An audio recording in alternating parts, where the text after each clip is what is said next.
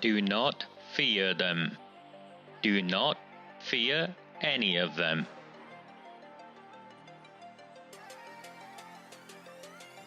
On the 20th of November 2003, James Ignatius O'Rourke McMahon was elected councillor for the Failsworth East Ward of Oldham.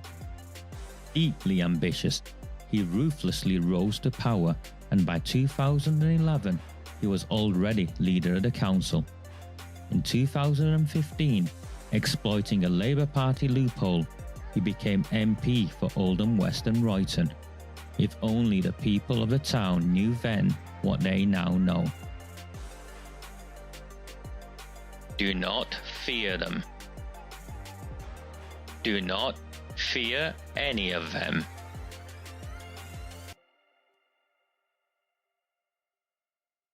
Very, very good evening. Sunday the 6th of July 2025. My name is Raj Emir. This is one of those Recusant 9 transmissions. A very, very good evening to all of you. Weeks, I don't know where the week's gone. I put together this broadcast following events in Dewsbury yesterday. Someone sent me a video, and I'll share bits of the video.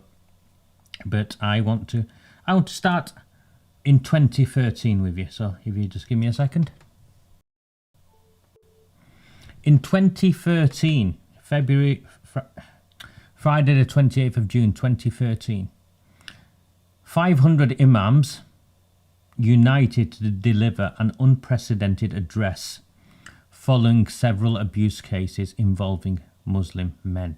So this is the grooming gangs, and 500 imams in 2013 came together to do a united sort of Friday sermon. Imams across Britain will today deliver a sermon, 2013 remember, denouncing the practice of grooming following a series of sexual abuse cases involving Muslims. The religious speech, which will be read out in 500 mosques, opens with a reading from the Quran that prohibits sexual indecency, wickedness and oppression of others, and continues to urge congregations to report suspected cases of child abuse. It is reportedly the first time a single sermon will be delivered in unison across the United Kingdom, and is organised by campaign group Together Against Grooming with the support of the Muslim Council and Islamic Society of Britain. The effort comes after the convictions of Muslim men in a string of cases, including those in Rochdale, Derby and Oxford, where 5 men were yesterday sentenced to life in prison for their involvement in a sex abuse gang. Speaking at their sentencing, Judge Peter Rook told them they committed exceptionally grave crimes against girls and that demonstrated extreme depravity. You targeted the young girls because they were vulnerable, underage and out of control, he said. Ansar Ali, spokesperson for Together Against Grooming, said the group was horrified by recent cases, adding, as Muslims we feel a natural responsibility to condemn and tackle this crime. This is the start of what will be a nationwide project in which we seek to work with others to eradicate this practice from all communities. The sermon's author, Alias Karmani, an imam and youth worker in Keighley, West Yorkshire, told the BBC there was a profound disrespect culture in the treatment of women. Access to pornography, blah, blah, blah.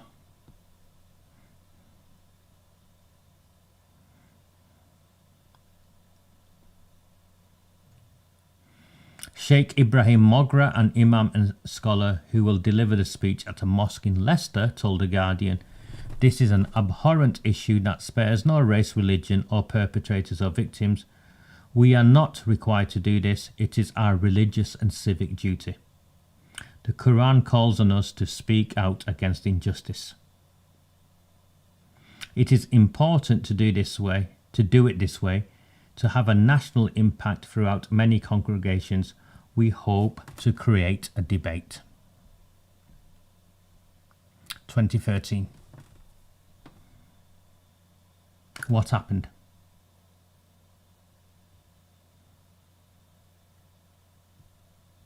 What happened?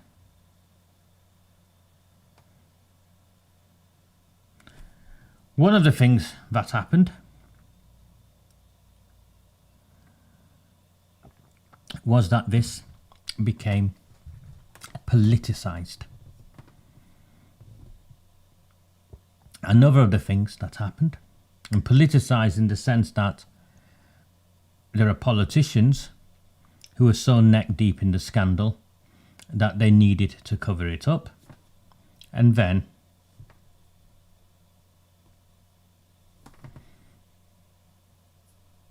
they made it into a fear of community relations. They made it worse, didn't they? They made it worse. And as far back as 2013, again, long before I came along, there were people from within the Muslim community who were trying to get on top of this. They comprehensively failed.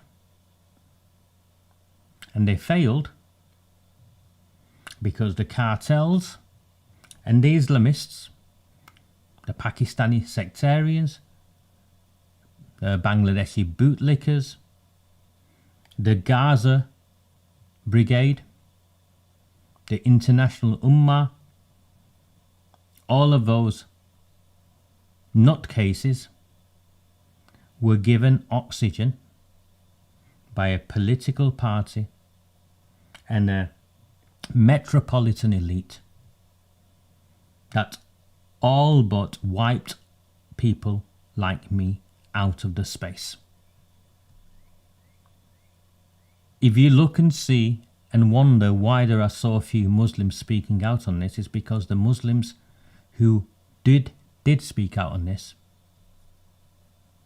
were marginalized, were isolated, were attacked, and all the time the fake liberal metropolitan elite, the Labour Party politicians, the Conservatives all look the other way.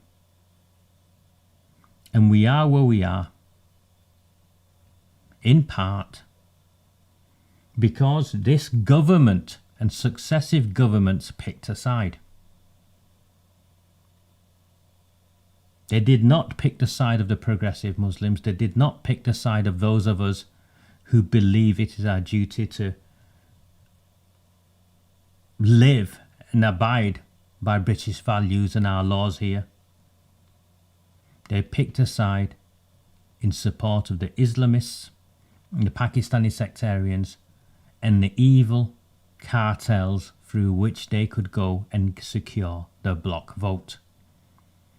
People like me, the imams I made reference to in this article, they weren't involved in harvesting block votes. They weren't involved in directing people to tell them who to vote for and who not to vote for and who to punish. But our politicians, the Jess Phillips of the world, the Andy Burnhams, the Jim McMahons, you saw her, Angela Rayner, sat with the Muslims in Ashton. They pandered to this extremism and they believed they could. And they did benefit from it. And all the time, because people didn't pick up on the nuance and didn't understand it, all the time, what happened was society became more and more divided. Tell me if I've got it wrong. 2013, 500 imams delivered an unprecedented sermon at Friday prayers across mosques throughout the United Kingdom. Where are those 500 imams now? Silenced.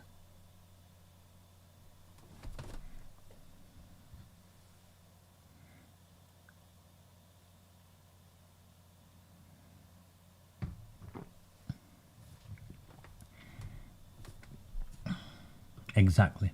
Politicians such as Sadiq Khan.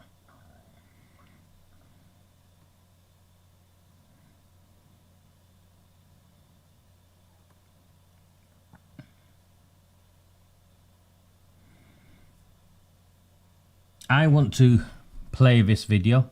It was sent to me, the link was sent to me, and it's on YouTube. I'm not playing all of it, but I wanted to play a little segment of it, and then we will have a conversation. So this is Billy Moore. If you follow the guy, you know he's got the sort of following I could only dream of. He's got 291,000 subscribers. The All or Nothing with Billy Moore, and he's put this video up regarding Dewsbury. He went there yesterday when this stupid march was on, demonstration was on, and he well, it's had over 100,000 views already. Let me just bring up the photograph of it so you can see it. Here you go. So this is the first many of you will have seen. Peaceful demonstration. Let's stand united against racism. Dewsbury Town Hall, Saturday the 5th of July, 2 p.m. Sympathy for victims. Misleading media focus. Racist trials is what they call them. The scandal of injustice. So the rape gang trials were racist trials. Misleading media focus. Impact on the community. And now they are living in fear. So they've made themselves into the victims, and it's fighting for fair trials. And she's put a phone number up there for whatever reason, Samira.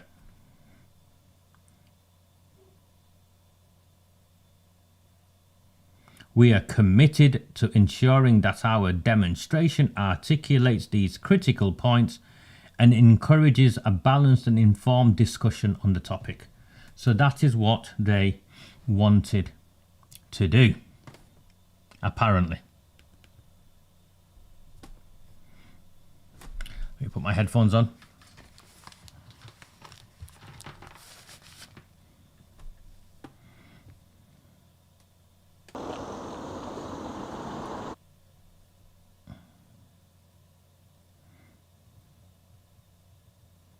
He's walking through, having a chat.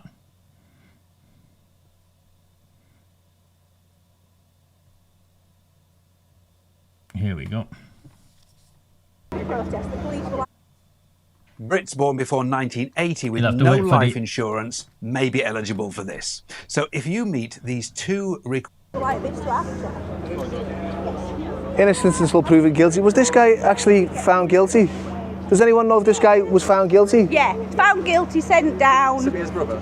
Samia's brother got found guilty for raping girls between the ages of 12. I think he got done on, I found it yesterday, he got done on a few counts. For 24, there was a gang of 24 of them, cousins. So what's the innocence until proven guilty sign for? It doesn't make any sense. Part of Operation Tollway. Operation which? Operation Tollway. Operation Tollway? Tollway.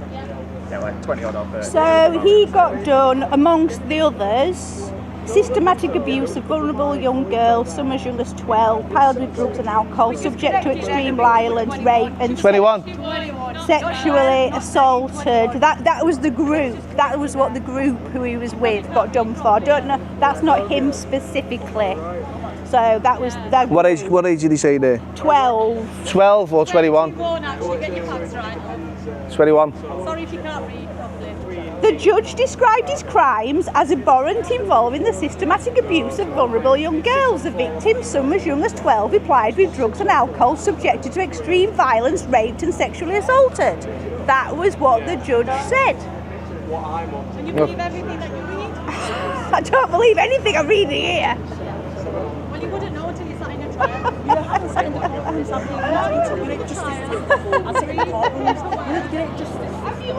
Have you ever protested for victims against rapists? There are real victims, we're not denying that.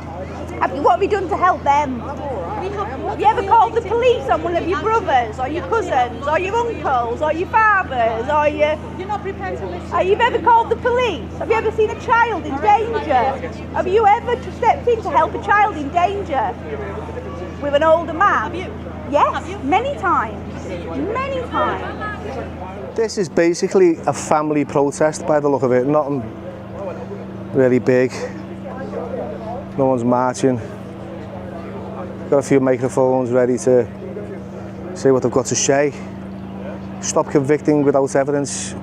Well, I'm sure there must have been some evidence to convict her brother. Innocence until proven guilty. Okay, said he was found guilty, obviously, because he's in prison for the crime. Lack of investigations by the police, okay. I agree on that.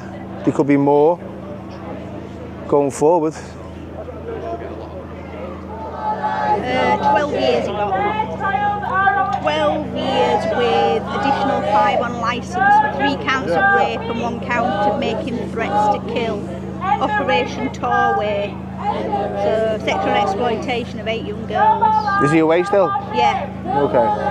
So yeah, yes. They got jailed. Yeah, it's his sister that's organised this.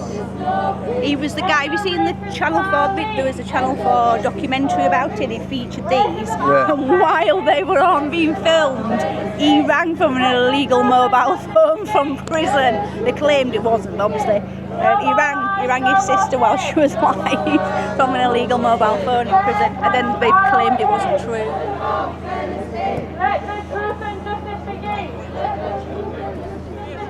Someone is not someone is not satisfied, you can't record. No, I'm not allowed to you. These are my kids. So your ideology. No, these are my kids. I can film and talk wherever I want. But these are kids. It's your side, this is the side.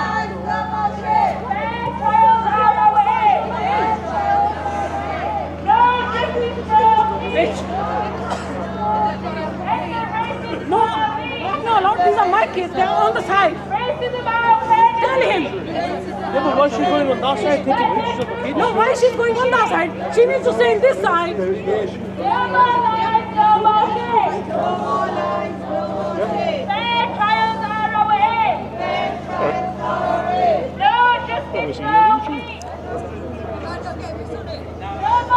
Who, me?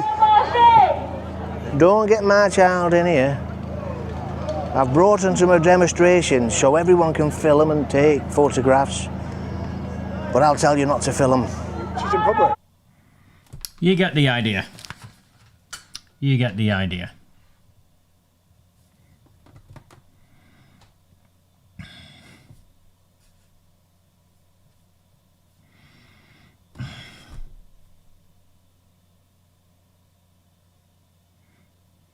So, one of the banners they had up, and first and foremost, and Billy picked it up, it was just a demonstration, and I wanted to use his video because it's his footage.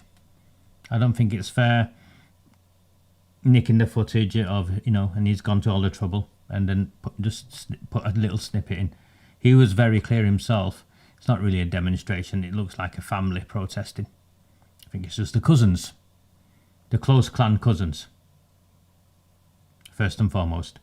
Half a dozen at most. Yet it made national news and everything because we've already conditioned ourselves to think, and it's a consequence of 15 years at least of how this issue has been framed.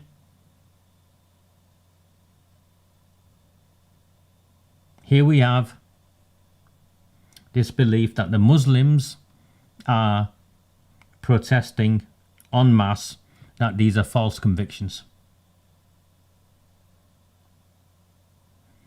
Maybe a dozen there. Ordinarily, it wouldn't even be reported on, but it fits a narrative. It fits a narrative, and we've all heard the saying, a village and its idiot. You go into any village and you'll find an idiot. Well, here we go. This is what these idiots are. Because one of the banners was, stop painting all races with the same brush. Stop painting all races with the same brush. In fact, is that not what we want?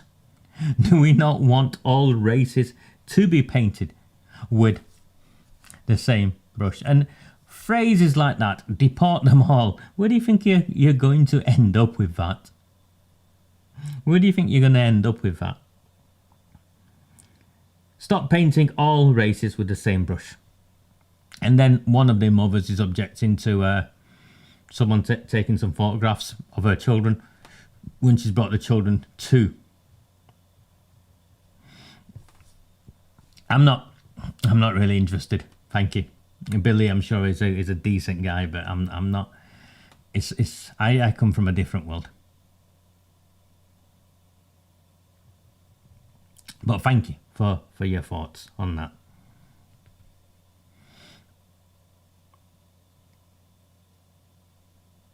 So, how did we get from 500 imams to this?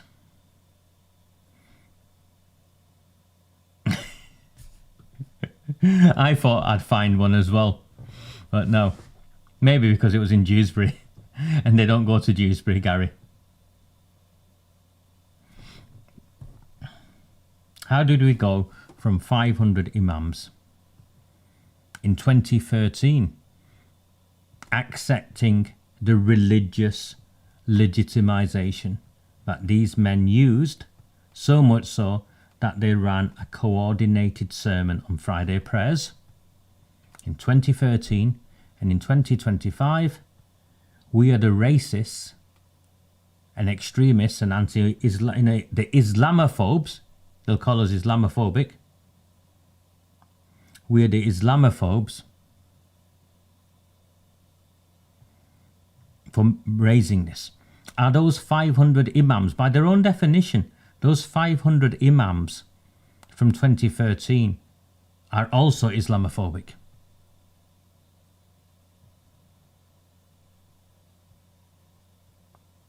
Yes, no? By the way in which they are trying, and this is our government, I keep saying this to you, blame the Islamists all you want, deport as many Pakistanis as you want. At the root of this cancer, the responsibility lies with our government. 500 imams said, no, we need to do something about this in 2013 after the convictions.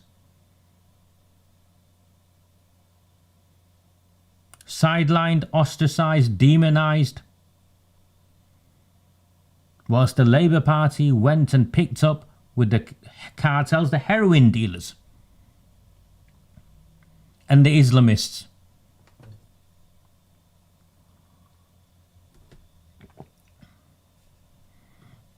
If you're listening to me, Ryan, you'll find that my point is that they have been hammered. They have been forced to retreat.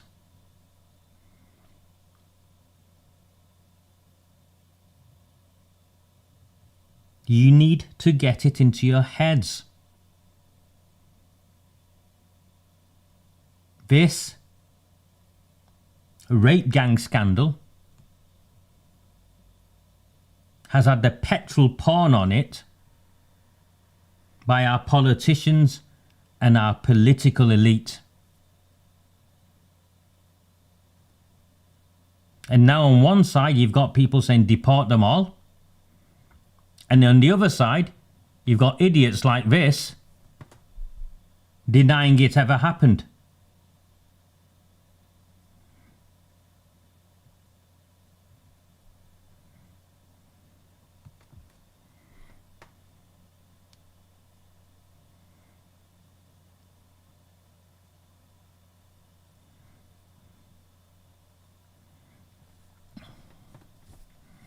Mate, I followed that.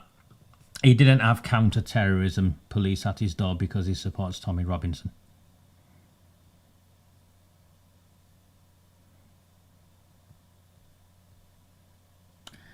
Tomorrow is the 7th of July, 7/7.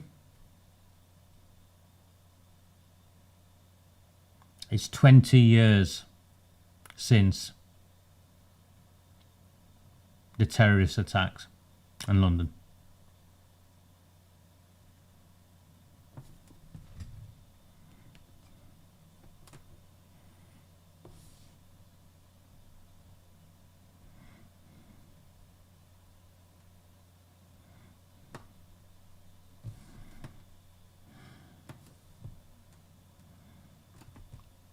This is what's happening in Oldham. And the Islamification of what's taking place and the gangsterification of what's taking place. It'd be happening where you live.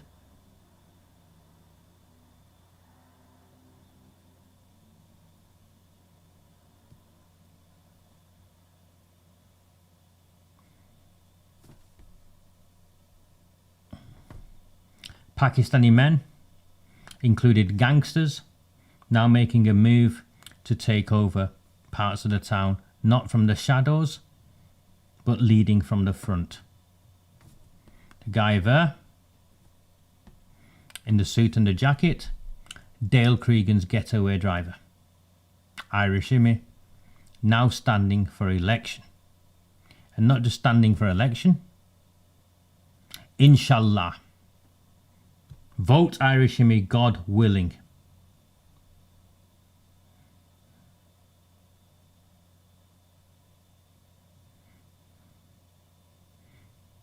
See how they've Islamified and outright clanified, and they don't even hide the misogyny. It's always men.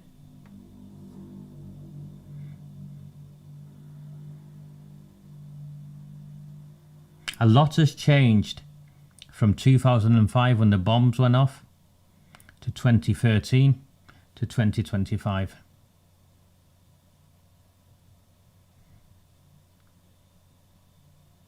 The progressive Muslims have lost. Those of us who came forward to fight, we've lost. The Islamists have took over, and you see them on the Gaza marches and the outright anti-Semitism. And the gangsters have come in.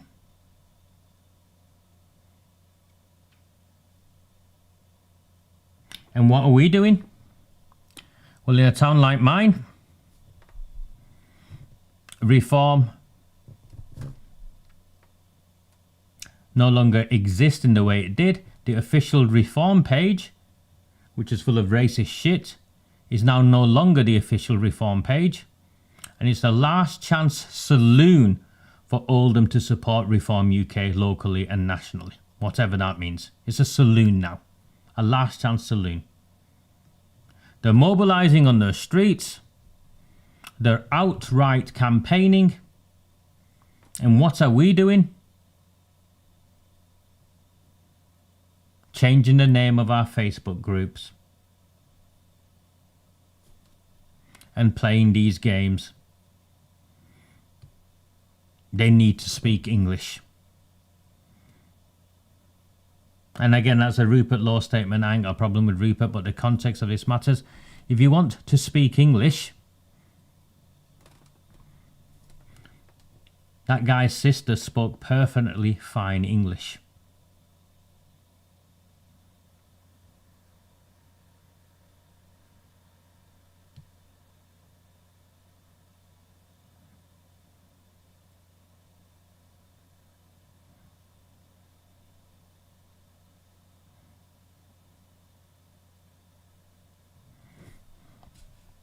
I think that is exactly right, brother. That is exactly right.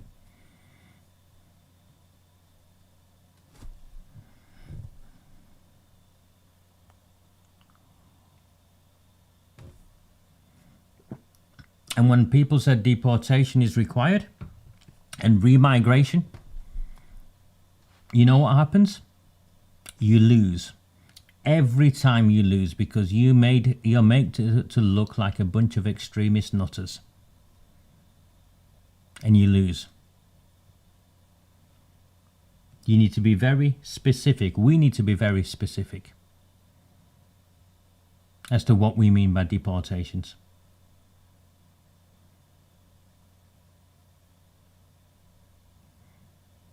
So, this week we've seen a new party.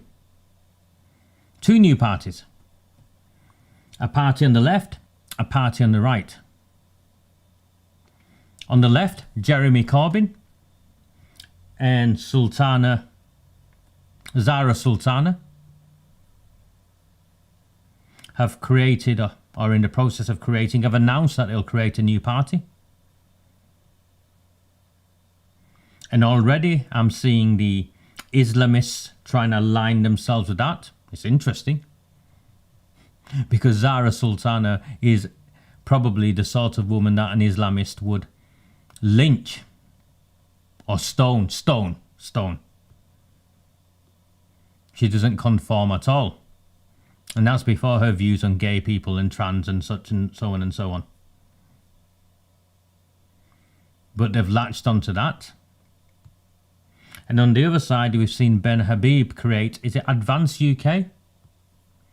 A new political party. I think he's up to about 9,000 or 10,000 members already in a week. And I think that's positioned for two groups of people. One is those that reform refuse to support. What was the phrase? That kind. That type, that group, yeah.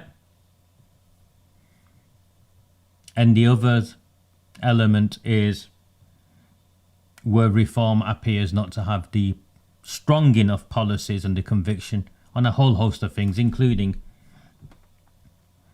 deportations and so on. Now, what will that do? That lot. Thank you, Amy. That lot.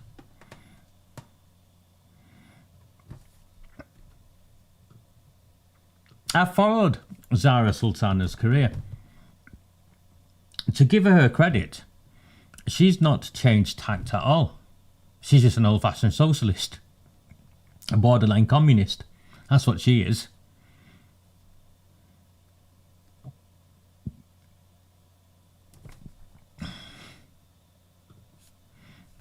I'm not the one who used the phrase, am I, Jack? So, now what we're going to see, I think, will be very interesting. On the right and on the left, Labour's vote is gone. The traditional Labour Muslim bloc vote is now gone.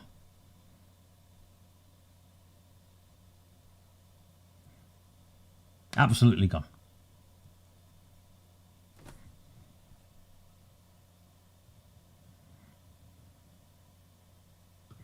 But Chris, I did a transmission earlier in the week with a masterclass sort of transmission. Go and find it. All of that's true. I went through it line by line, the report. Barely legible. And they delayed it before they handed it over. So on the right, it suits us, doesn't it? On the left, sorry. On the left, it suits us. For a number of reasons it suits us. The first reason it suits us is because the Labour vote will be split. The Muslim bloc vote is over. Labour thought they could grab hold of it by introducing these Islamophobia laws. Thank you so much. Labour thought they could keep hold of it with the Tahir Ali building an airport in Mirpur. But it's gone, hasn't it? So the more radical faction, the more extreme faction, the more Islamically aligned faction will go with Corbyn. Particularly over the Gaza stuff, if nothing else. Doesn't matter how many times Debbie Kashmir goes to Kashmir now. Those people in Glodick won't be voting for her apart from the clans that they've bribed. Will continue to vote for them. But expect to see the consequence of that is expect to see Labour lose more seats in the Muslim dominated areas. In the local elections and in the general election in 4 years' time.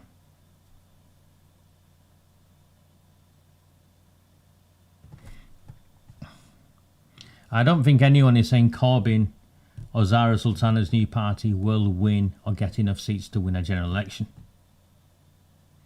What I'm saying is they will take seats off Labour. How many MPs do you think they'll end up with?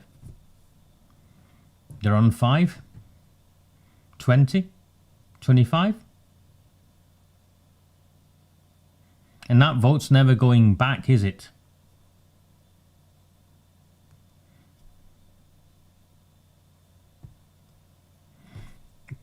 And again, Tonya, I'm very specific in what I do.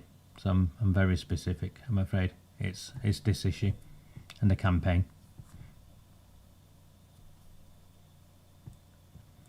Next.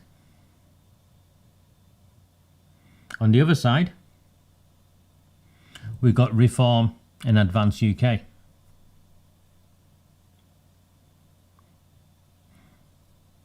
Will Advance UK take seats off Reform? I don't know.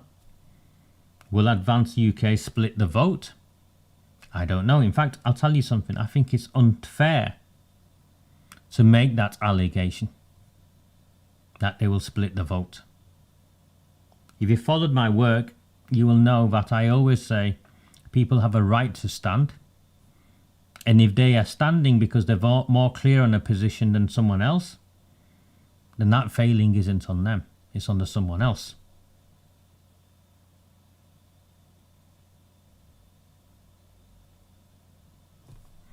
And there you go. Where have I said what is wrong with Reform? Where have I said that? I'll have my drink. Come on. Some of you Reform people are very, very defensive.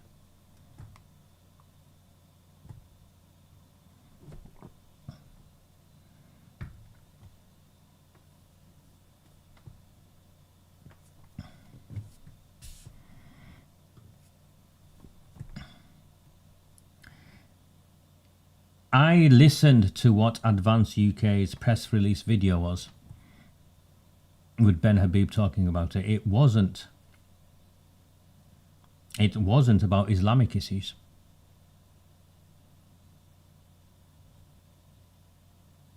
I'm pretty certain it wasn't about Islamic issues. Let me see if I can find it.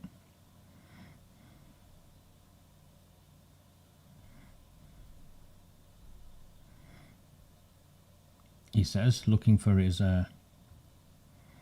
X.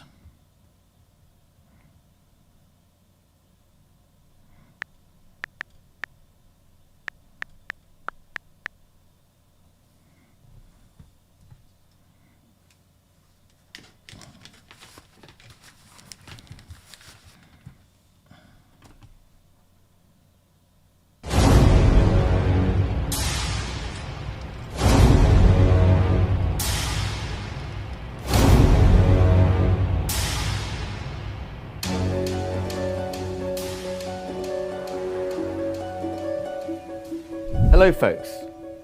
Now some of you will know me as Ben Habib, the political commentator, others as Ben Habib, the former deputy leader of Reform UK, as I was, Ben Habib, the Brexit Party MEP, as I was. But today I address you in a new capacity. I address you as the leader in waiting of Advance UK, a new political force on the British political landscape, a new political party. So why a new political party now? Well, the simple truth of the matter is that the United Kingdom is in deep, deep trouble. We face multiple existential threats, constitutionally, culturally, economically. We are on the precipice, if not over it. And none of the political parties on the British landscape at the moment offer the solutions required to save our country. It is imperative, therefore, that a new political force comes into being, and that's why Advance UK is being launched. So what does Advance UK stand for? It's very simple. We stand for a proud, independent, prosperous United Kingdom. And how do we get that? The first is we stand for the nation state of the United Kingdom of Great Britain and Northern Ireland, in all its parts and for all its people. At the heart of our constitutional foundation are the Acts of Union 1800, and we will make sure that those acts are observed completely. We will stand for freedom of speech.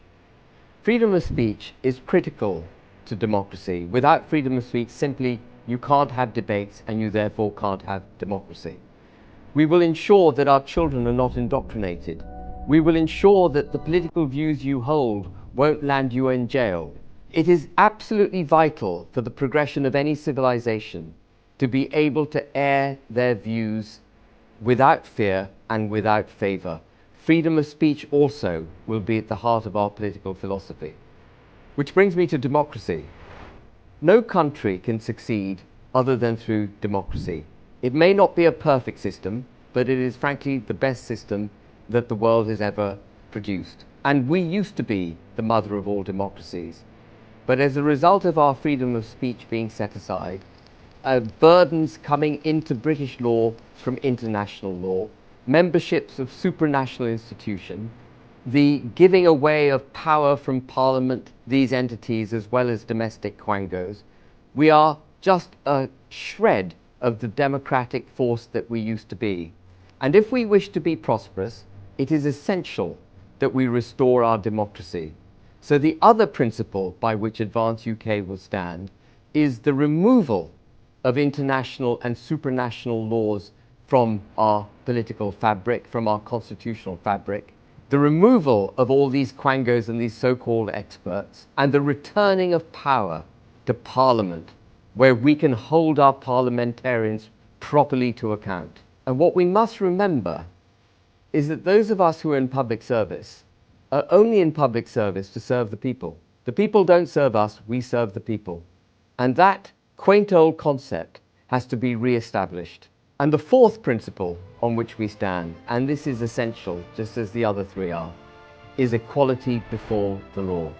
We must all be allowed to go about our daily lives not fearing that we might be subjected to a two-tier criminal justice system. And like our democracy, our judicial system, which used to be the pride of this nation, has been deeply damaged over the last few decades. We will restore our judicial system so that Lady Justice once more is blindfolded. So how is Advance UK structured? Well, our structure in the party is entirely in keeping with the principles of the party itself. We believe in democracy, and the party will be entirely democratic. The principal body of people to deliver that democracy in the party is, of course, the membership. And the members will be able to be members by only fulfilling three criteria. First, that you're a British citizen. Second, that you're on the electoral roll. And third, that you're not a member of another political party. That's it. We will not be policing our members. You can hold whichever view you wish to hold, and we won't be prescriptive or direct you in any way. You are fully entitled to join our party no matter who you are, as long as you're British, on the electoral roll, and aren't a member of another political party. And as members, you will appoint, and this I think is unique in British politics, you will appoint members of a college. And the college will be the heart, soul, and intellectual heft of the party. It will be that part of the party that ensures it doesn't deviate from its mission statement. That the executives, and I'll come to them in a moment, that the executive deliver for the party and for the country in the way that we've promised we will deliver. They will make sure that from year to year, from decade to decade, Advance UK goes on doing what it must for the British people. The third body of people in the party will be the executive, the leader, chief executive, treasurer, national nominating officer, elected representatives of parliament and councils and so on. And the leadership in the executive will be responsible for the functioning of that body. And then on top of all of it will be a board of directors, which will be mostly made up from members of the college with representation from the leadership. And it'll be the board of directors that acts as the day-to-day control on the executive. So through the college, the members will elect the leader. The members also will have the right to remove any member of the board at any time with a simple majority. So there will be checks and balances throughout the structure of the party. And as I say, through the college, we will ensure that we stay true to our principles and true to the British people over time. A theme you would have noticed, which runs through everything I've been saying, is the importance of democracy and the importance of people being represented. And I'm therefore very, very keen that you, the people, put yourselves forward if you wish to join as a member of the college, or you wish to join our leadership team or the executive in the party. Please let us know. We want the best people in the United Kingdom coming forward to save the country. Of course, we launch with a team. I will be leader of the party, and we have certain members of the college, and we have a treasurer, a national nominating officer, and so on. But I'm very, very keen to grow the... Okay, a couple more minutes of that, but you don't need to see it, I don't think. First and foremost, you can clearly see he's got an inclusive message. He was at pains to say what would allow you to join or not join.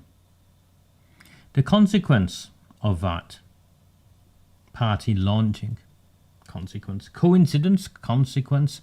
you decide, was that Reform have immediately changed their vetting procedures for people who want to stand first candidates or in the committee. They sent an email out almost immediately afterwards.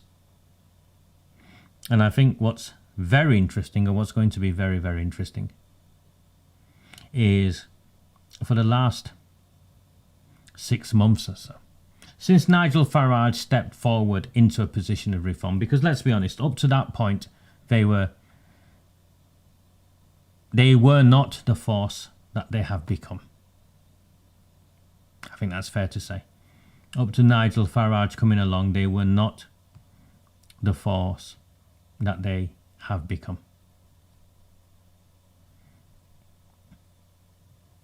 What will be interesting is whilst Reform over the last 6 months or so have completely changed the political landscape, discussion in this country, and they have, to the point where you had a Labour Prime Minister talking about an island of strangers. That didn't happen in isolation. That happened as a consequence of Reform having space in Parliament, fighting and winning councils,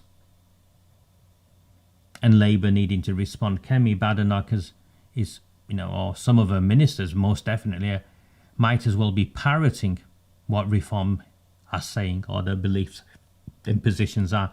Badenoch is now talking about some form of consultation to withdraw from the ECHR.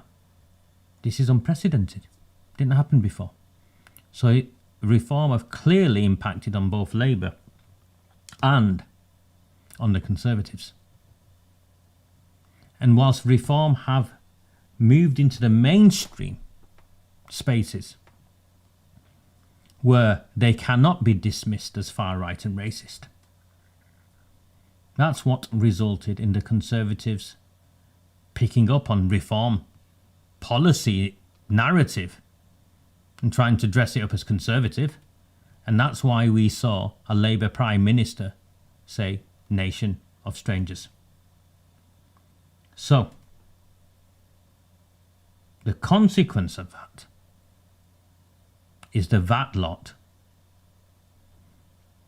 and the online right, or however you want to describe them, who Reform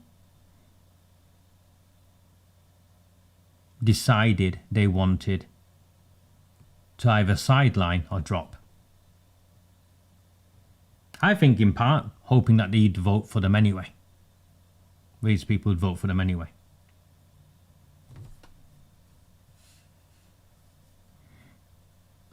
That doesn't matter though, does it really? That it's took it back doesn't matter at all. So, what do we have now? We have Ben Habib come along and launch Advance UK. Any of you listen to him?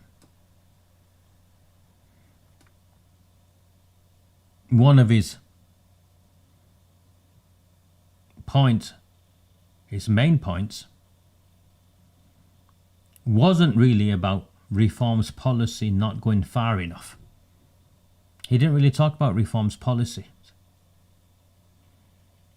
He talked about the notion of a democratic party, one member, one vote, and an inclusive party where anyone is a British citizen and not a member of another political party can join. Then he talked on some big themes and some big issues. And I think it'll be interesting, because now what you'll see is Reform will have to adjust and reach out to the voter base that Advance UK is looking to recruit from.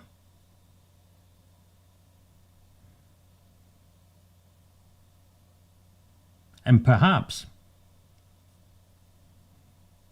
for those of you who think it'll split the vote, I don't think it's necessarily a bad thing. In an ideal world, so I'm very clear, in an ideal world, Rupert Lowe's Restore Britain, Ben Habib's Advance UK and Reform, with Farage and Tice, would be on the same ticket. In an ideal world, I believe it would make the party stronger, the movement stronger, and it would take the fight to the Conservatives and Labour and guarantee a general election win.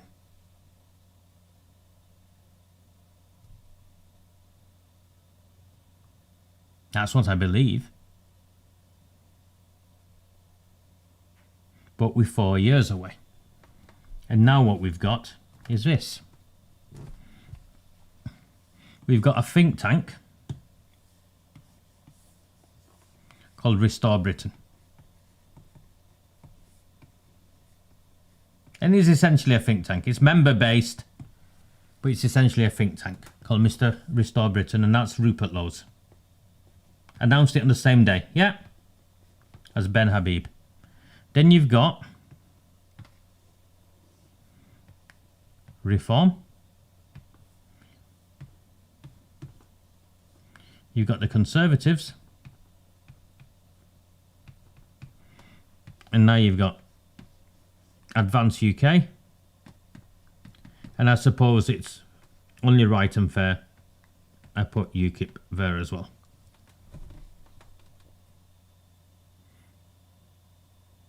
Yeah, and agreed. In terms of street movements, I'm not denying that at all, Lisa. I'm talking about political parties, people you go and vote for.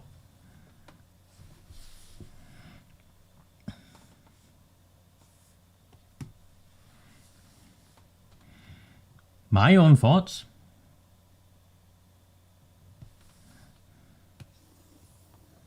I support this straight away. Something that informs and shapes all of this.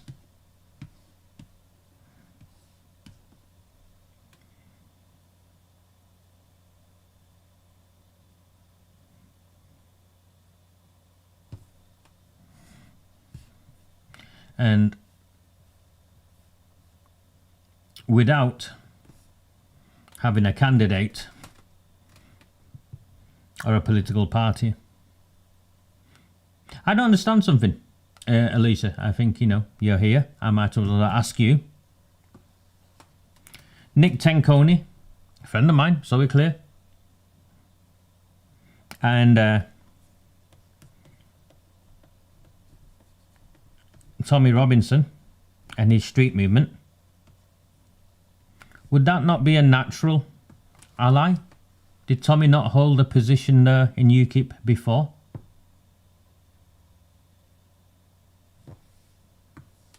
Why has that not happened? I don't know. I'm asking. I'm just asking.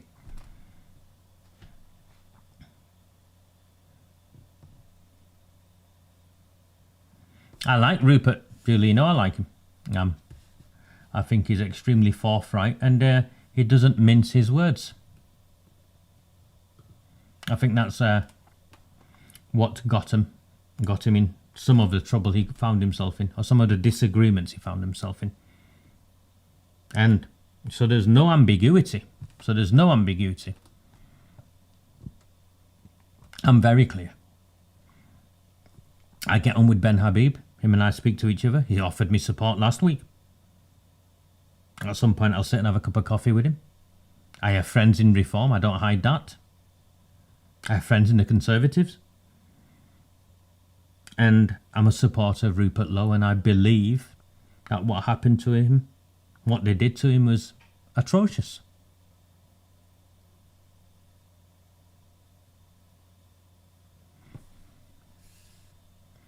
But not the other way around, though, is it, Terry? Not the other way around.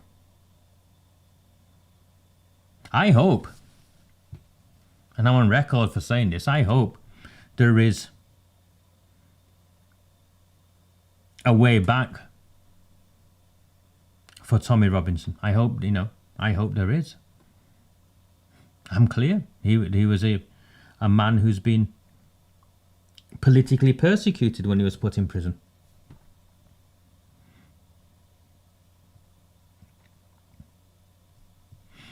But no one's going near him, are they? Not even Nick. No one's going near him.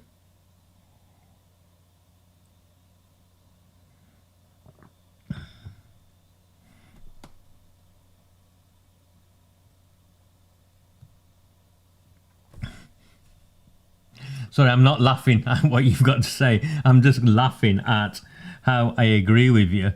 And then I look at this guy. Dale Cregan's getaway driver.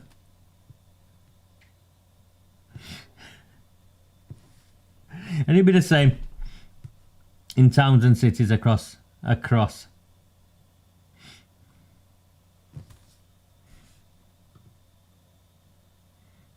So why has he not picked up on it? I don't know. I think they're all leaders, aren't they? And they've all carved out their own spaces.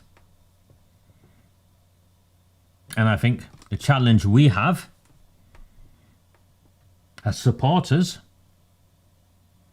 and the time we have between now and then, is wherever possible to encourage these people to work together. And how we would be supportive of these people working together and putting aside the differences.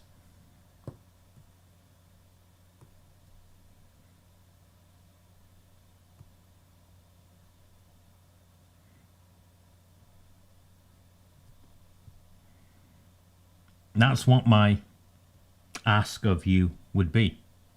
So if any of you think, oh, I'm anti-reform, I'm anti-this, I'm anti-that, I'm not anti any of them. I support all of them.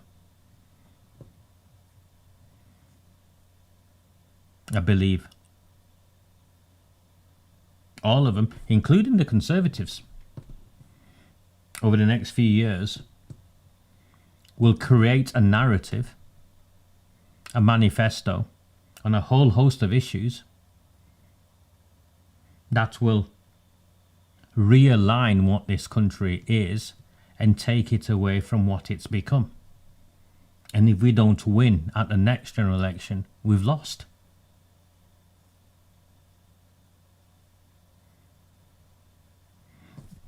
The problem with that is Rupert Lowe does not have a political party. He has a think tank.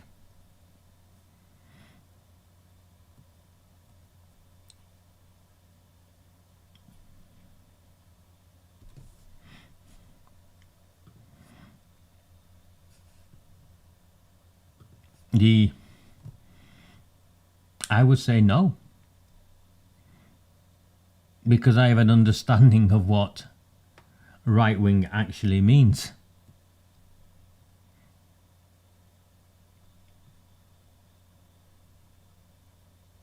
So no.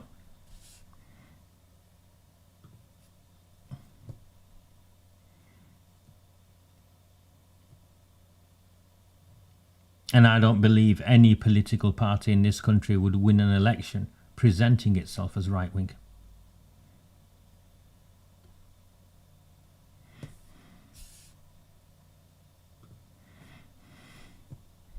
I've never met the man. In terms of Zia Yusuf, I've never met the man. I've seen him on TV. He's clearly bright. I think that's fair to say. He's clearly bright. And what he did to Rupert Lowe did not sit comfortably with me. I think there's an internal power struggle within Reform. And I still can't make sense of, and maybe you can make sense of it for me,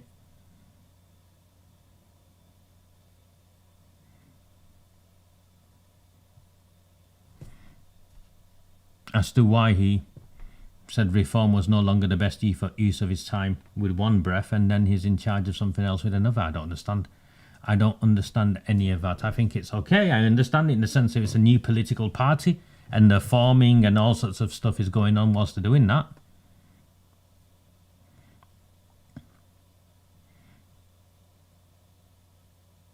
But hey, I come from a space, so we're clear.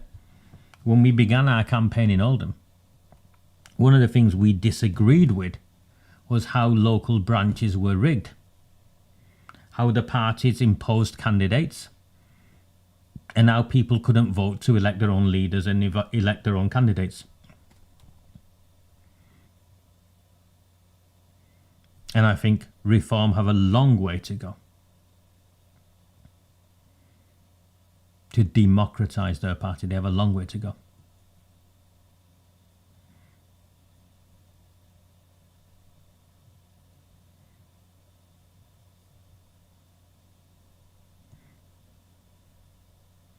But I don't think you understand the power you have here. And I say to this, if you're a supporter of Ben Habib, Nick Tenconi, Farage and Tice, or even Jenrick, I suppose, Robert Jenrick, or Suella Braverman, you know, that side of the Conservative Party.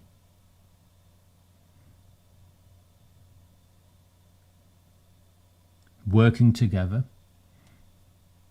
is the only way in which they will remove Labour.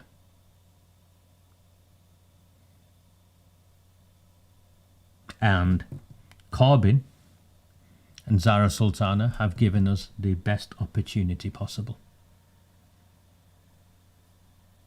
Because there's a civil war going on there now nationally, just as there was a civil war going on locally at a council level between the Islamist separatists and the Labour Party. Right, I'm going to just pause for a second. I forgot to do any of this at the beginning. Please, if you're finding value and you're new to me, and the vast majority of you are new to me, as all of my stats, my analytics demonstrate every time we look at them in terms of viewers and non-viewers, the vast majority are new to me. Please consider signing up to Redwall and the Rabble. It's completely free. It costs you absolutely nothing to support me. But it means everything to me, because it means when I speak on these issues and I say the content, I'm afraid it's how it is. Numbers matter. That's the newsletter I send out. I think it's informative. There's something like 85% engagement rate. Probably send it out 2 days a week, maybe 3 days a week at a push. A really in-depth article explaining stuff, usually with a video attached to it. Completely free. We're at 5,000, just over 5,000. And if you find value in the work I do, you can buy me a coffee or send something over PayPal. Vast majority of people support me with £3 a month. Those who pay, vast majority support with £3 a month, and that's why I can do the work I do. So please, there, DC, you can see, can't you? You can feel it, can't you? They're all like on the same page.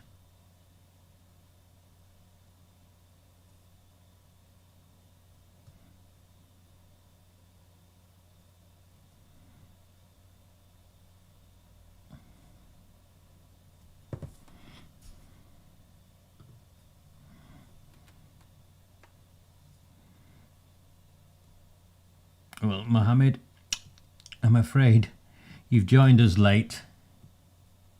And if you started at the beginning, you wouldn't have made the assumption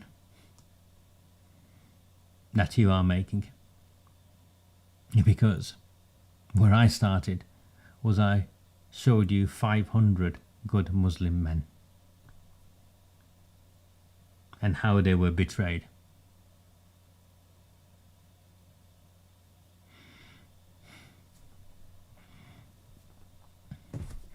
Let's move on. I just need to get a drink, top my drink off, and we'll talk about a whole host of more on the rape gangs, more on what's happened in Manchester and what's come out in London as well. So I've got some of that. But please, if you're finding value, at the very least, like the broadcast that's on today, and consider supporting me. Thank you. I'll be back in a minute with a coffee. Too often, I'll say barefaced lies. I'll say barefaced lies. I'll say barefaced lies. Again, barefaced lies. Too often, I'll say barefaced lies. I'll say barefaced lies. I'll say barefaced lies. Again. That's right, yeah, we got an agenda. And it's your money we're gonna spend, yeah. Do you want where it's all gonna end, yeah? Do you feel we never want to defend, yeah? When the truth becomes so easy to disguise, you get shooting cold, overgrown, postal phone, barefaced lies. Barefaced lies. Barefaced lies. Hey son, you got a party, got that little party going on there. Keep to the left, you can't think right, so everything you do goes wrong, yeah. Incompetence just leads to disaster.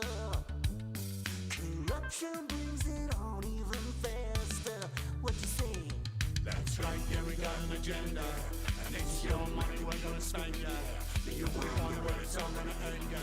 Do you think we ever wanna defend, yeah? Cause when the truth becomes so easy to disguise, you get shit cold, overgrown, postal phone, barefaced. That's right, yeah, we got an agenda. And it's your money we're gonna spend, yeah. Do you wonder where it's all gonna end, yeah? Do you think we ever wanna defend, yeah? Cause when the truth becomes so easy to disguise, you get shit cold, overgrown, postal phone, barefaced. Comrades, you always told us you'd build us all a new Jerusalem, yeah. You talk the talk, but when you walk, you only leave a crooked line there. And you don't see the trouble that's brewing if all you do is just what you're doing. That's right, yeah, we got an agenda. And it's your money we're gonna spend, yeah. Do you wonder where it's all gonna end, yeah? Do you think we ever wanna defend, yeah?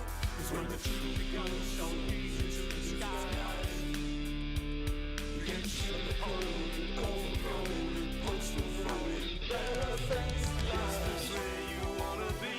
Debt and childhood poverty. Will somebody set us free from this corrupt kleptocracy? Oh yeah. Barefaced lies. That's right, yeah, we got an agenda. And it's your money we're gonna spend, yeah. Do you wonder where it's all gonna end, yeah? Do you think we ever wanna defend, yeah? Cause when the truth becomes so easy to disguise, you get shit cold, overgrown, postal phone, barefaced. That's right, yeah, we got an agenda. And it's your money we're gonna spend, yeah. Do you wonder where it's all gonna end, yeah? Do you think we ever wanna defend, yeah? Cause when the truth becomes so easy to disguise, you get shit cold, overgrown, postal phone, barefaced. That's right, yeah, we got an agenda.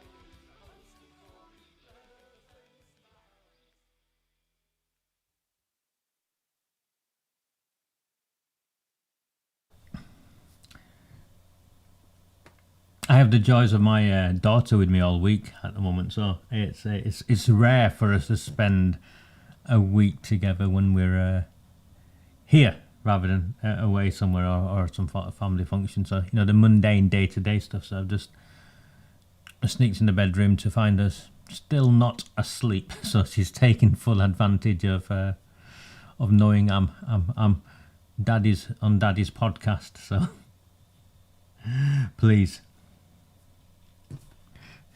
mate, I'm happy if you just signed up once. Thank you though. It's just the same. What was I going to say to y'all before we move on? I've been getting a few messages of people wanting me to do more outdoor content, more shorts. I get that. The outdoor content I get is just hard for me, the way I work to be able to do that, because as you can see, I've got a whiteboard, a whole host of paraphernalia here that helps me deliver what I deliver, so you understand it. But I get that. I saw the watershed video and I saw that. The shorts I struggle with, really. I think 90 seconds, people who want me to explain some things that are really complicated in 90 seconds, I think it's that oversimplification that has got us in this mess in the first place. But who am I to argue with the world? So maybe I need to oversimplify things myself. We shall see. In terms of our subscriptions, again, it went up a little bit. There was a boost at the time when the national inquiry was announced, and then it's kind of just stalled, I'm afraid. So I think what we're going to do is carry on as we are, which is these Sunday transmissions and at least one or if not two over during the evenings, and the newsletters that come out will carry on until the back end of July. At the end of July, we've got a meal, haven't we, on the last Monday of July, I think.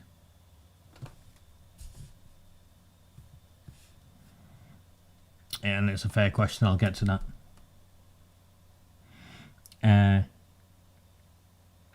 We've got a meal planned for the end of July. I think we've got 100 capacity for 100 now. Last I looked, I think about 50 had gone, give or take. So there's still some seats left if you want to come. Again, the meal's on me, completely on me. You just need to pay 50 pence, a pound, whatever, when you, as a donation, just to confirm you're coming, and the tickets aren't wasted, then the spaces aren't wasted then. And we'll see. But I think come the end of July, we'll break for August, and I need to go away and revamp and look to see how many of you have now joined this journey, and actually what it is you want and how you want it delivered. Because I exist only because you support me and you fund me. So the minimum I should be doing is presenting the information in a way that you can absorb it and you understand it the best. So I'll go away in August and try and make sense of that. There's a web page that needs doing up. There's masterclasses that need uploading, short videos, more focused stuff, all of that. I get.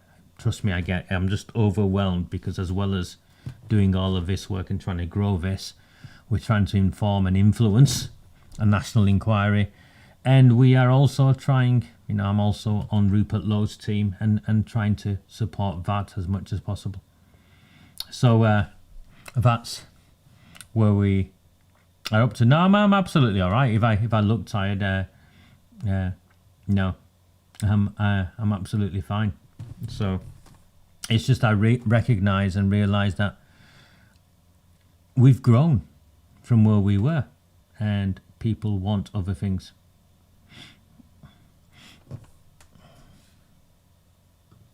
I get that, but what came back?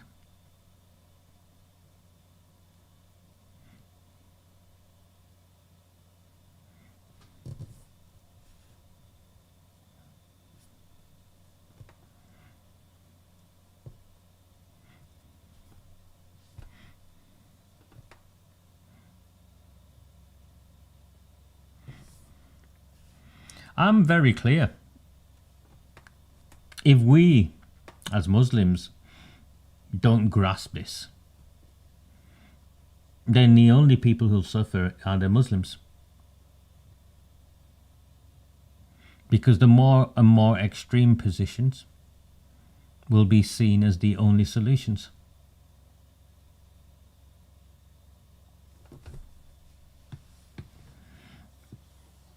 Okay. Let's continue. Please sign up to Red Wall and Rabble.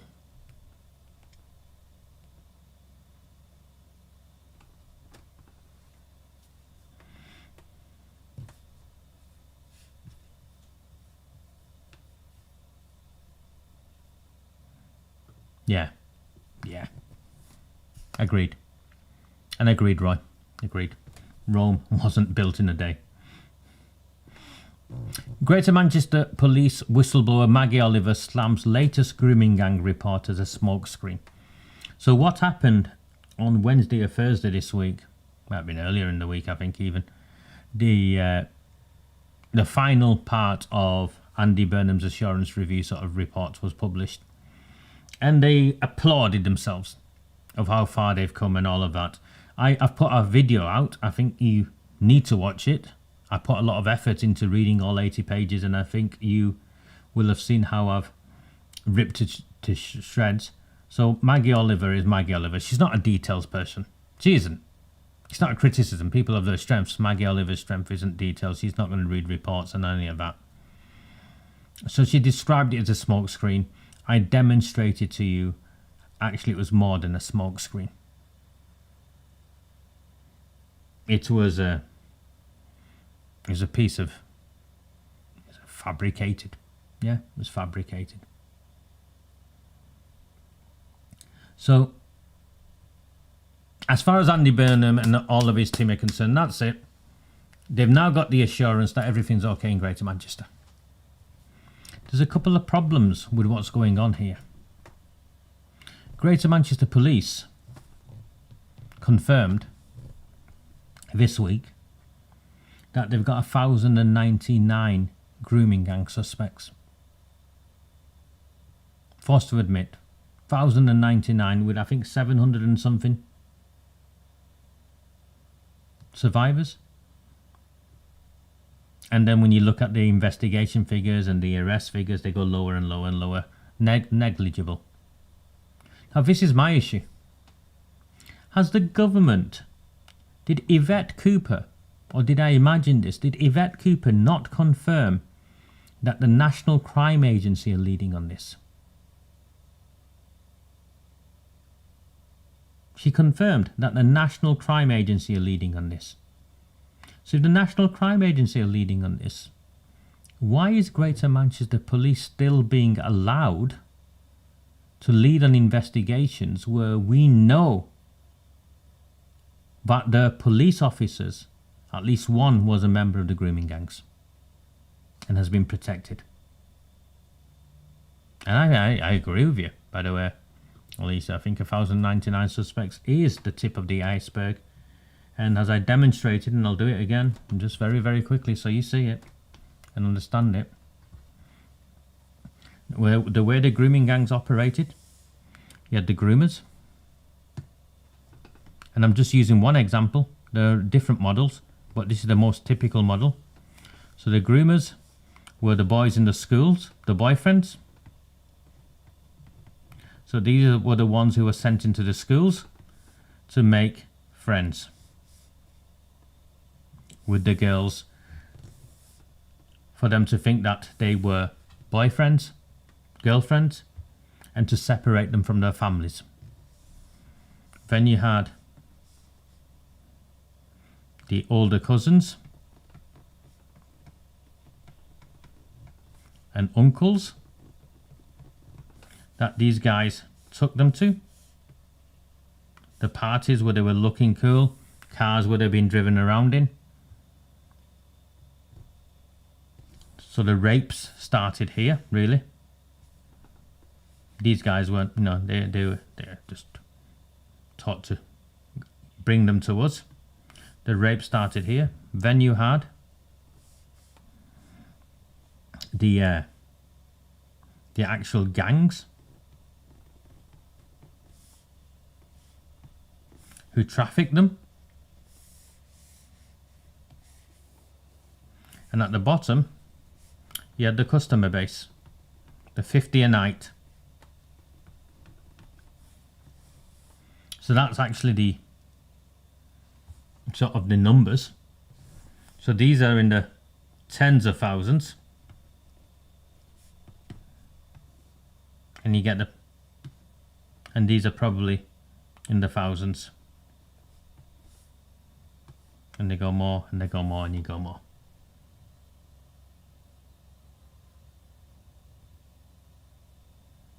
So the 1,099, I think they've ignored this, the ones who were the boyfriends in the schools, because it would mean that our children were being groomed in schools and admitting to something far more sophisticated in terms of a criminal network that starts with a 14-year-old boy.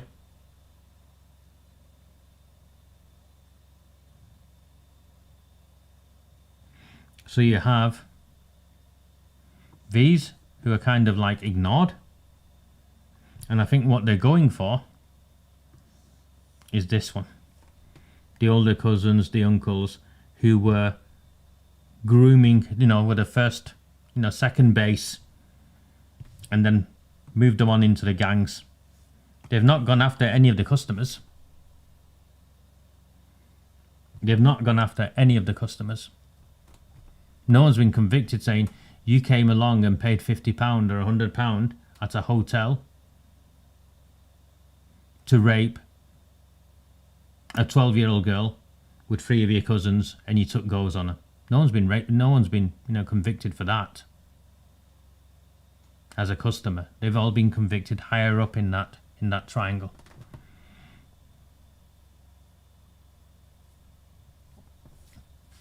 So Maggie Oliver, smokescreen, and the question now is, where does it go? We know Greater Manchester Police are continuing an operation that they shouldn't be, because the Home Secretary has confirmed that the National Crime Agency has has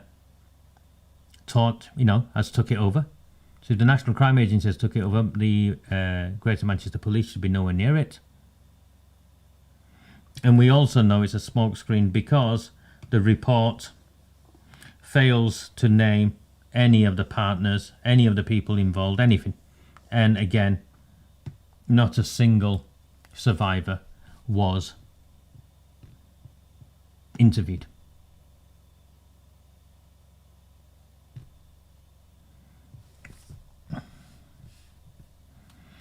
In terms of the numbers in Bradford, he says, trying to find the mouse. One day I'll work this mouse out because it's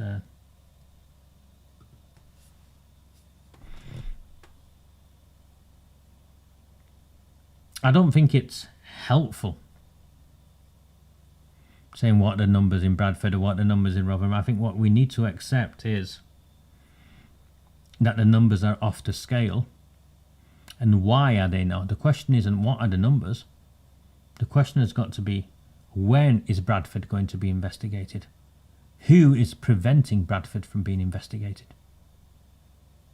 Those are the questions we should be asking.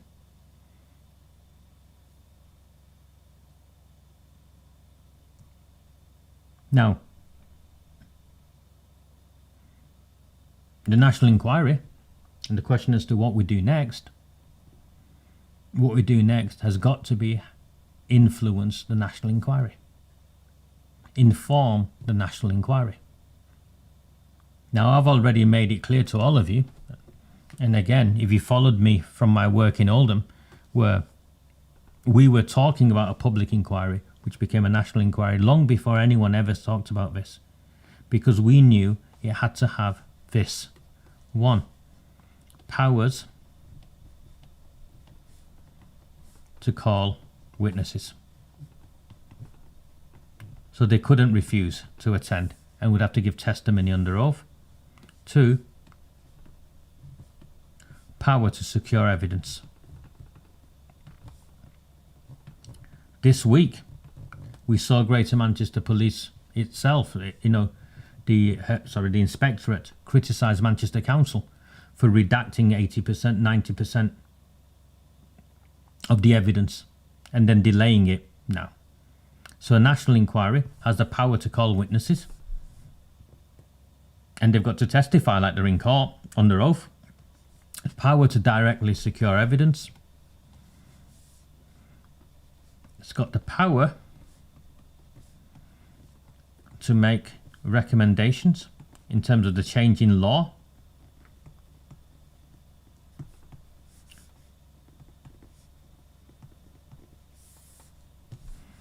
And it has the power to name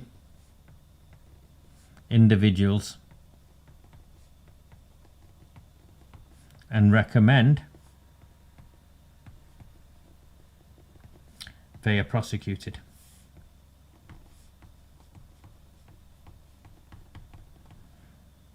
Now, the vast majority of politicians have focused on these two because we've been shouting and screaming as to why the local inquiries, the non-statutory inquiries, are not good enough. And we've said we've focused on these two. You know, we have, because that's where we were on the journey. Now a national inquiry has been confirmed and people understand these two. I'm now trying to encourage people to understand the power of the last two. The power to make recommendations in law and the power to name individuals and recommend they are prosecuted. You can see why. Sean Davies, Telford Chief Executive, now Labour Party MP, named in a Spectator article recently. He should be facing prosecution. No ifs, no buts. Jim McMahon, Oldham MP, Government Minister for Communities, outright named by me. He should be facing prosecution. I'm clear with Debbie Abrams, the other MP. She falsified evidence to try and have me prosecuted, to silence me. She should be prosecuted. Angela Rayner used parliamentary letterhead to try and say there's nothing to see here. Andy Burnham, his 8-year-long investigations, well, they were a masterclass in cover-up and trying to kick this into the long grass. So these people should be prosecuted. But it's got the power to make recommendations into law. And I just want to show you something, because we talked about it before. We talked about deportations, didn't we?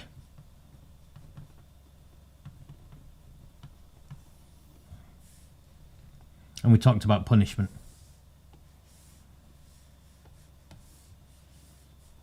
Automatic deportations of foreign nationals convicted. Mandatory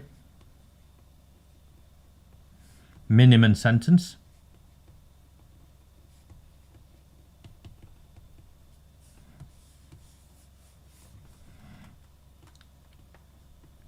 Racially, religiously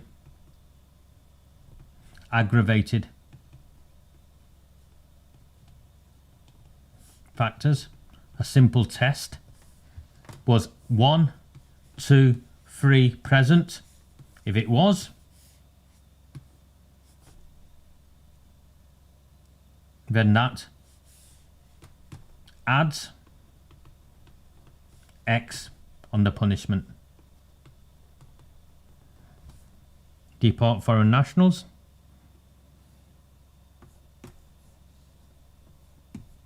Seize assets.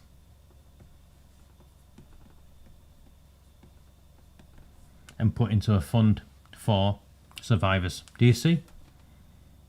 Very, very simple. It should be one of the most straightforward things to come out of the statutory inquiry.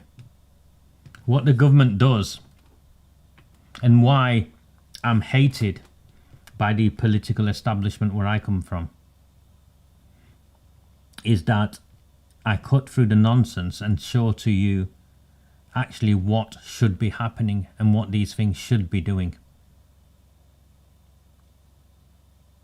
and deportations, the punishment has got to be one of the factors that the National Inquiry looks into. And all the stupid excuses, agreed, Chloe. But this, again, we go back to why these issues are not independent of each other.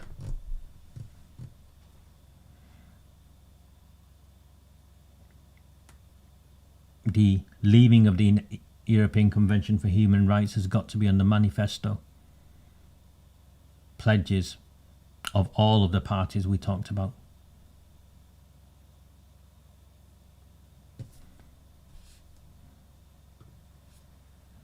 I think so. I think the government would fall. The government would fall because multiple government ministers or senior Labour Party figures would go to prison.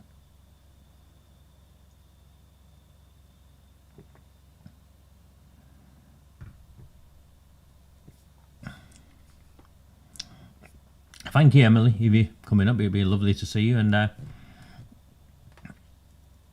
I think I'll probably do something on YouTube. There's a chatting function, isn't there, where I can put something up. I'll do something with that.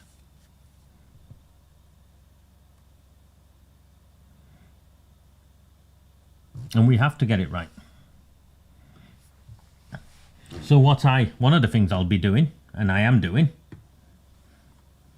is the more I educate people as to what a national inquiry can do and should do, it takes away from the deport them all, castrate them, do this, do that, ban Islam, whatever.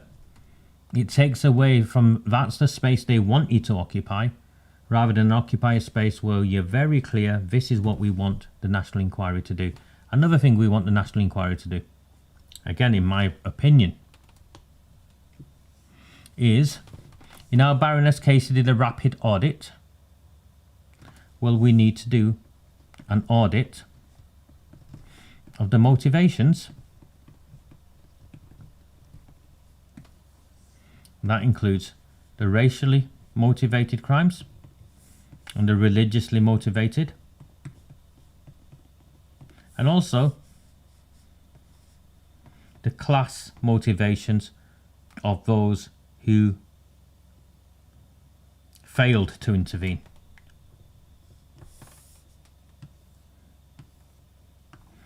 And you had, is it DEI, Diversity, Equality and Inclusion training? We inverse it and we shove it down the throats of the communities and the mosques and the fake liberals, including in our schools. So it's not get rid of DEI. We flip it round completely and we say, okay, we're going to educate Pakistanis as to why it's not okay for them to gang rape children. Seriously, I'm not joking.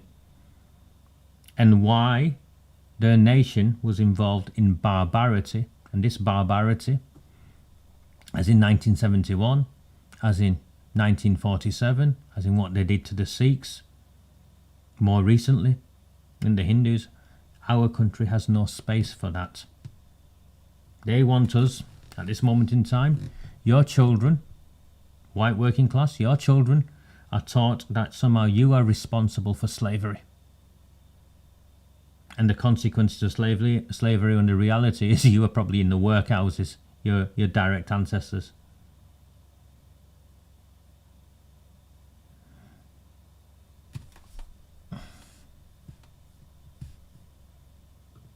I don't think I said that. I don't think I've said the Christian faith or is a problem. Although, if you want to look at it, the way in which organised networks of paedophile gangs hid in the Christian faith, including the Church of England and the former Archbishop of Canterbury, it disgusted me. I'll say, educate the ones who thought they could educate us on something they had no clue about. We had 500 imams, remember, at the beginning, delivering a sermon, including picking up elements, contentious elements in the Quran. Contentious is the wrong word, excuse me. Verses that clearly lend themselves to believe that it's acceptable to engage in this barbaric behaviour. Is that fair enough?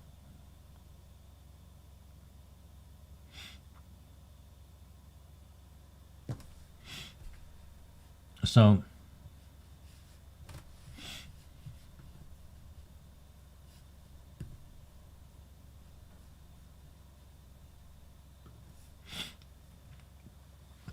you know, we have the rule of the land determines what, and here, in terms of this, that's Islamophobia nonsense. You know, whatever Angela Rayner is doing to try and secure the bloc Muslim vote, we get rid of it. We get rid of it. And there is a class dynamic and the contempt by the metropolitan elite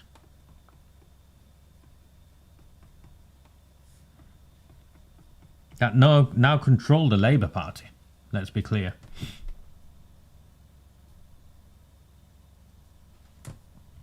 And we hold them to account.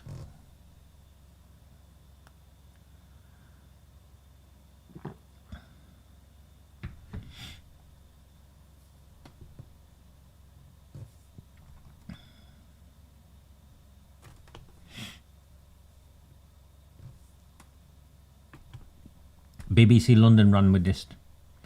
BBC Politics London has been told that grooming gangs are operating in London and the situation is more catastrophic than anywhere else in the country. That's BBC London.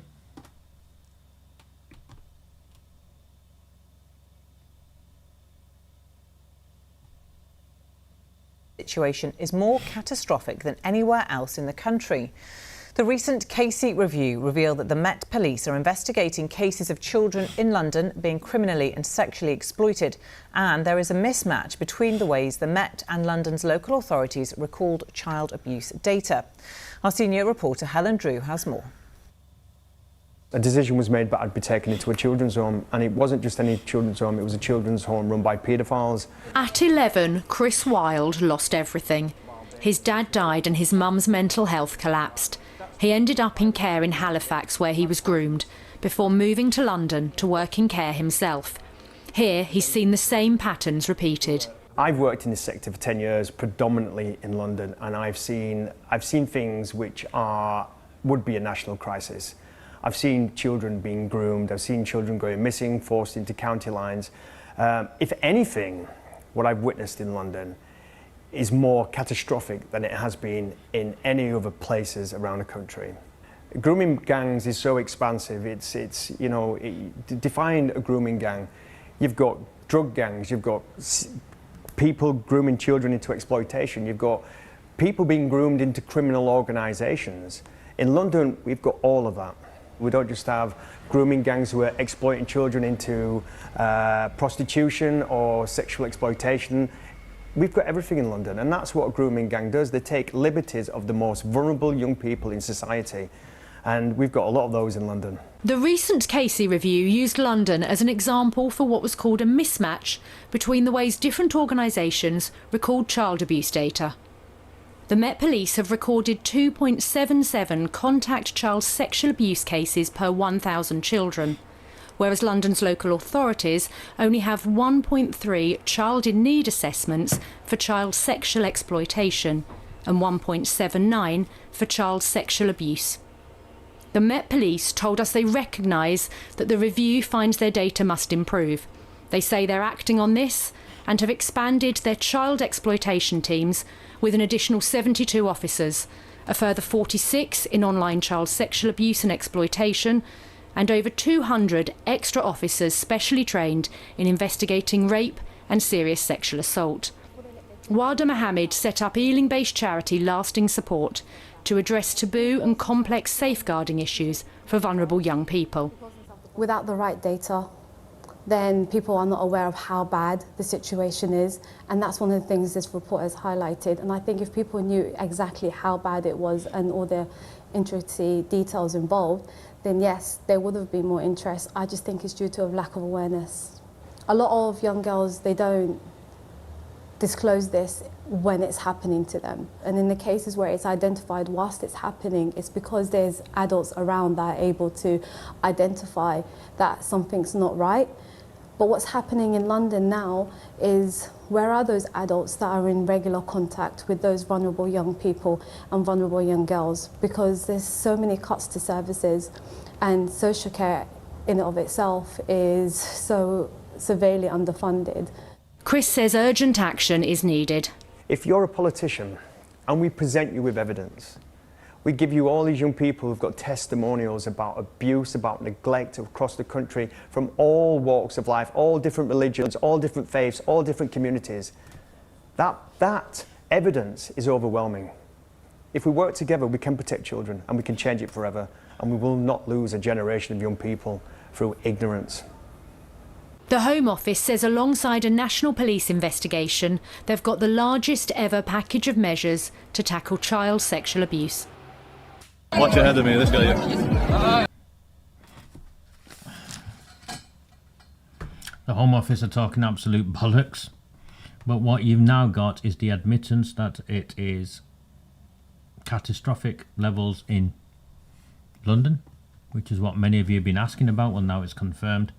And it's confirmed via the Casey review, her deep audit, where she found a discrepancy between council figures and police figures. Basically, the police were under recording the crimes. And I've got something on Sadiq Khan that at some point I need to share with you in terms of the grooming gangs and his deflection, separate to what you will have seen recently.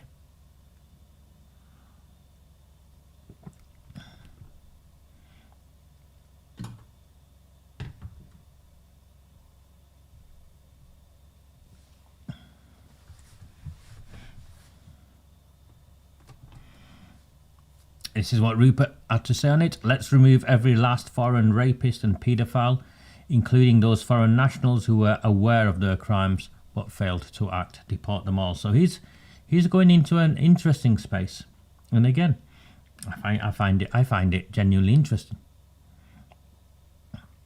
He's not just saying deport the criminals, deport the ones that also knew about it but hid it.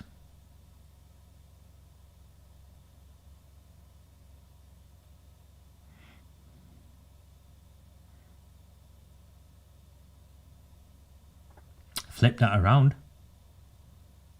Flip that around. Well, that means prosecute the politicians who knew about these crimes but failed to act. Same, yeah. The same rationale applies for one as it does the other, surely? I think so, don't you?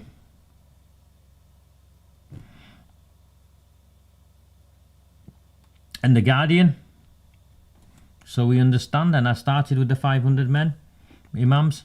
The Guardian needs to push this narrative that there's hostility towards Muslims, counter-terrorism policies, brazen Islamophobia have increased hostility and isolation experienced by the community. They were partners in destroying any chance we had from within our community of fighting this. Because for them to exist and for them to survive, this victim narrative needs to be perpetuated.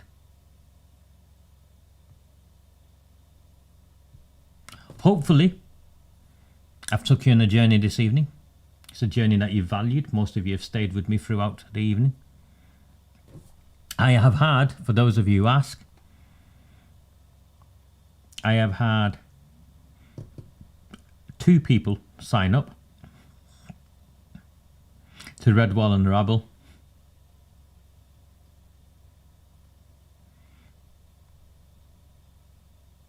And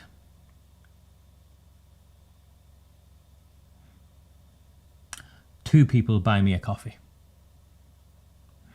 So you understand the level of financial support I get. That's what has been my return for the evening and putting this together in the, I don't know, 2 days or so it took me to put this together. So hopefully I'll see you soon. I am in Barrow, by the way, on Wednesday. I'm speaking at a reform meeting in Barrow on Wednesday. So if you are in Barrow or anywhere in Cumbria, I know they've opened up the meeting so that other reform members or people interested in reform can attend. So get to the Barrow meeting on Wednesday evening. I'm meeting survivors and their families throughout the day in that part of the world. And then I'm speaking at the event in the evening, and I'm hoping that a friend of mine, a very bearded Muslim friend of mine, will drive all the way up there and pick me up and bring me back. So that's me for the week. Please, please, please, if you find value in my work, support me, because the work I do is only possible because you make it so. And if you can't financially support me, it's completely fine. Share the work and help people understand that there's more going on here than some people would have us believe. And we have a duty to educate ourselves and each other so that when the time comes, we can actually hold those who are really responsible to account in a way they've never been held to account ever before. A very good evening. Do not fear them. Do not fear any of them.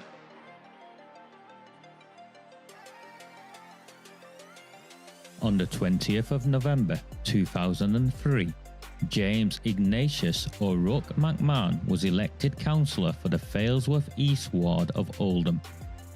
Deeply ambitious, he ruthlessly rose to power, and by 2011 he was already leader of the council.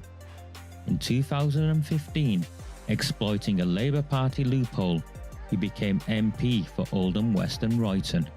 If only the people of the town knew then what they now know. Do not fear them. Do not fear any of them.